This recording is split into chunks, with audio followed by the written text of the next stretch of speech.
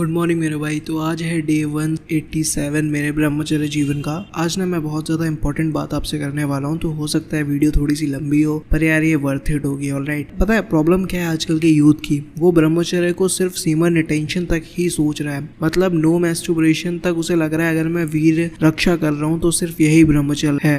Actually में यार वो बहुत ही गलत रास्ते पे जा रहा है, क्योंकि सिर्फ सीमन रिटेंशन करना ब्रह्मचर्य नहीं है। हाँ, मैं मानता हूँ सीमन रिटेंशन एक बहुत ही इंपॉर्टेंट रोल प्ले करता है ब्रह्मचर्य में, और सीमन रिटेंशन के बिना आपका ब्रह्मचर्य पॉसिबल भी नहीं है। पर सिर्फ सीमन रिटेंशन ही ब्रह्मचर्य नहीं है, ये एक स्पिरिचुअल पाथ है मेरे भाई। ये एक प्योरिटी का पाथ है जहाँ पे आप खुद को प्योर करते हो यार। आप सिर्फ फिजिकल अपने आप को प्योर नहीं करते हो, आप मेंटली प्योर करते हो, आप स्पिरिचुअली अपने आप को प्योर करते हो। ब्रह्मचर्य में ना मेडिटेशन, जप, प्राणायाम, योगा, इन सब चीजों का बहुत ज्यादा इंपॉर्टेंस है। अब देखो, सीमन रिटेंशन से मेनली क्या रहता है, आपकी फिजिकल हेल्थ और मेंटल हेल्थ एकदम सही रहती है। ऑलराइट, फिजिकली बीमार नहीं पड़ते और मेंटली आपको डिप्रेशन वगैरह ये सब चीजें नहीं आती हैं। ये सीमन रिटेंशन से हो जाता है। अब बात करते हैं स्पिरिचुअलिटी की जरूरत क्यों है। क्योंकि मेरे भाई स्पिरिचुअलिटी ना तुम्हें प्योर करती है अंदर से, और ब्रह्मचर्य में आपको अगर लंबा टिकना है ना तो स्पिरिचुअलिटी की बहुत ज्यादा नीड है यार। आजकल के जो लोग हैं वो स्पिरिचुअलिटी को प्रमोट नहीं कर रहे हैं मेरे भाई। स्पिरिचुअलिटी बहुत ज्यादा जरूरत है ब्रह्मचर्य लाइफस्टाइल में। अगर आप स्पिरिचुअलिटी पे नहीं जा रहे हो ना तो समझ लो यार आप ब्रह्मचर्य की आधी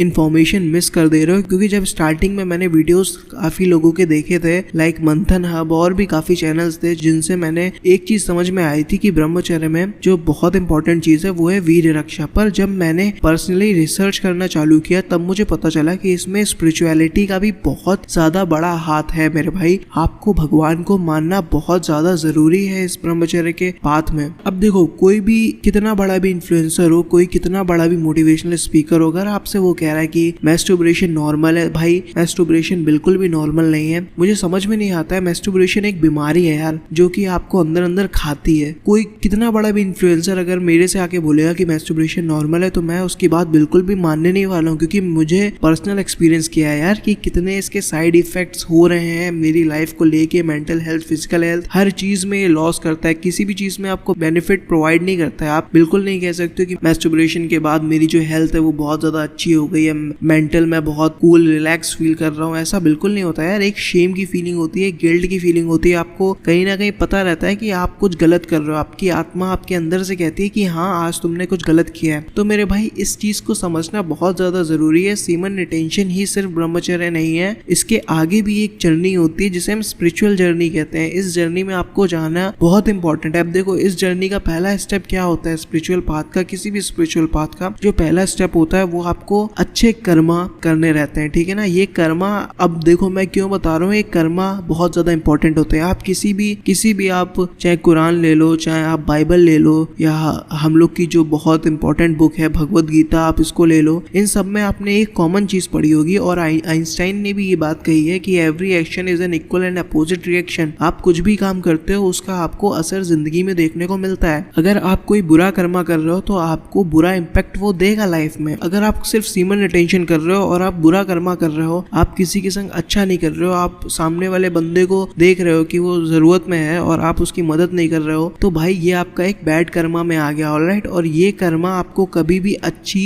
माइंड में जो पीसफुलनेस होती है वो नहीं प्रोवाइड करता है। स्पिरिचुअलिटी पता है क्या करती है, आपके माइंड में एक पीसफुलनेस प्रोवाइड करती है, एक शांति देती है, और इसलिए स्पिरिचुअलिटी बहुत बहुत बहुत ज्यादा नीडेड है यार। आप सब देखो ब्रह्मचर्य तो कर रहे हो, लेकिन आप लोग जो वीडियो कंज्यूम करते हो ना कहीं और से उठा के, तो उसमें हमेशा सिर्फ वीर रक्षा को इंपॉर्टेंस देते हैं यार। स्पिरिचुअलिटी की बहुत ज्यादा नीडेड है। अगर मैं बहुत सारे ब्रह्मचारी रहे और बहुत सारे ब्रह्मचारियों को अगर फॉलो करोगे तो किसी की पर्टिकुलर लाइफ को आप अच्छे से समझ नहीं पाओगे। किसी एक पर्टिकुलर बंदे की लाइफ को पूरी तरह अच्छे से समझो, क्योंकि अगर आपने उसकी लाइफ समझ ली ना तो फिर आप उसकी लाइफ से मोटिवेट होके अपनी लाइफ में वो सारे चेंजमेंट कर सकते हो जो कि आप आज शायद गलत अपने लिए कर रहे हो। फॉर एग्जाम्पल, जैसे मैं बहुत ज्यादा मानता हूँ स्वामी शिवानंदा को, मैंने उनकी बुक्स पढ़ रहा हूँ, प्रैक्टिस ऑफ ब्रह्मचर्य वगैरह, तो उसमें मुझे समझ में आ रहा है कि उनकी जो थिंकिंग थी वो थिंकिंग कैसे थी भाई। और एक चीज तुम्हें बताऊं ना, ये सीमन रिटेंशन की जो जर्नी है ये बहुत ही अच्छी जर्नी है। ये तुम्हारी मेंटल हेल्थ को बहुत ही प्योर करता है, तुम्हारी डिविनिटी प्रोवाइड करता है। तुमसे मजाक नहीं कर रहा हूँ, मैं तुमसे झूठ नहीं बोल रहा हूँ। अर्जस इतनी ज्यादा आ रही है ना कि अब मुझे सप्रेशन का यूज करना पड़ रहा है। सप्रेशन मतलब होता है अपनी काम वासना को दबाना, और सब्लिमेशन मतलब होता है उसको ऊपर चढ़ाना। मैं मेडिटेट भी कर रहा हूँ, मैं स्पिरिचुअल पाथ पे भी जा रहा हूँ, लेकिन सप्रेशन की मदद लेनी पड़ती है क्योंकि प्योरिटी ऐसे नहीं आती भाई। प्योरिटी लाने के लिए ना बहुत सारे सेक्रीफाइसेस करने पड़ते हैं, आपको आपकी बुरी आदतों से हटना पड़ता है। और अगर आप ब्रह्मचर्य का पाथ में जा रहे हो और फिर आप कुछ गलत काम कर रहे हो, है ना, तो फिर यार ये ध्यान रखो कि भाई तुम्हारा जो कर्मा है ना उसका इफेक्ट तुम्हारी लाइफ में हमेशा पड़ता है। लॉ ऑफ कर्मा को तुम्हें समझना बहुत ज्यादा जरूरी है। तुम कोई अच्छा काम करते हो ना, भले ही तुम्हें आज उसका तुरंत बेनिफिट नहीं मिलता है, लेकिन उसका एक ना एक दिन तुम्हें बेनिफिट जरूर मिलता है। और अगर तुम कुछ गलत काम कर रहे हो तो भाई हो सकता है करेंटली तुम्हें उसका नुकसान ना मिले, लेकिन बाद में तुम्हें उसका नुकसान जरूर झेलने को मिलेगा। तो इस चीज को समझो, लॉ ऑफ कर्मा को समझो, स्पिरिचुअलिटी में जाओ। ये बात बहुत इंपॉर्टेंट है भाई। ब्रह्मचर्य सिर्फ सीमन रिटेंशन सिर्फ इतना नहीं रहता है कि तुम सिर्फ सीमन रिटेन कर रहे हो। सीमन रिटेंशन से तुम्हारी फिजिकल हेल्थ अच्छी हो जाएगी,